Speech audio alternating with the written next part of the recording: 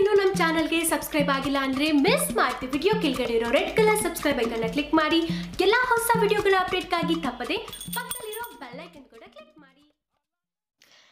ಏನೇ ಆಗ್ಲಿ 2 ವಾರದ ಹಿಂದೆ ನಿರ್ಮಾಪಕ ಮುನಿರತ್ನ ಅವರನ್ನ ಕುರುಕ್ಷೇತ್ರ ಸಿನಿಮಾ ಯಾವಾಗ ರಿಲೀಸ್ ಆಗುತ್ತೆ ಸರ್ ಅಂತ ಕೇಳಿದಕ್ಕೆ ಒಂದೇ ಒಂದು ಸುಳಿವು ಕೂಡ ಕೊಡ್ಲಿಲ್ಲ.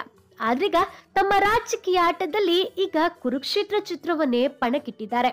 ಹೌದು, ಕುರುಕ್ಷೇತ್ರ ಯುದ್ಧ ನಡೆಯೋಕೆ ಒಂದ್ ರೀತಿ ಕೌರವರು ಮತ್ತು ಪಾಂಡವರ ನಡುವೆ ನಡೆದ ಜೂಜಾಟವು ಕಾರಣ.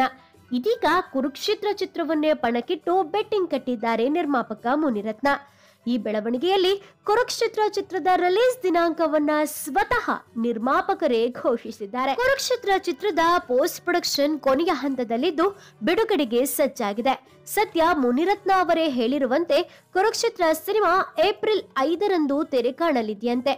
ಅದಕ್ಕೂ ಮುಂಚೆ ಚಿತ್ರದ ಆಡಿಯೋ ರಿಲೀಸ್ ಸಮಾರಂಭ ನಡೆಯಲಿದೆ. 2 ವಾರದ ಹಿಂದೆ ಮಾತನಾಡಿದ್ದ ನಿರ್ಮಾಪಕ ಮುನಿರತ್ನ ಅವರು ಸದ್ಯ 4 ಭಾಷೆಯಲ್ಲಿ ಕುರುಕ್ಷೇತ್ರ ಡಬ್ಬಿಂಗ್ ನಡೀತಾ ಇದೆ. ಕನ್ನಡ, ತಮಿಳು, ತೆಲುಗು ಹಾಗೂ ಮಲಯಾಳಂ ಭಾಷೆಯಲ್ಲಿ ಅಂತ ಹೇಳಿದ್ರು. ನಂತರ ಉತ್ತರ ಭಾರತದ ಭಾಷೆಯಲ್ಲೂ ಡಬ್ಬಿಂಗ್ ಕೆಲಸ ಆರಂಭವಾಗಲಿದೆ ಅಂತ ಹೇಳಿದ್ರು. ಫೆಬ್ರವರಿ 8ರಂದು HD ಕುಮಾರಸ್ವಾಮಿ ಅವರು ರಾಜ್ಯ ಬಜೆಟ್ ಅನ್ನ ಮಂಡಿಸ್ತಾ ಇದ್ದಾರೆ. ಆದ್ರೆ ಬಿಜೆಪಿಯವರು ಈ ಬಜೆಟ್ ಮಂಡನೆ ಆಗೋಲ್ಲ ಅಂತ ಹೇಳ್ತಿದ್ದಾರೆ.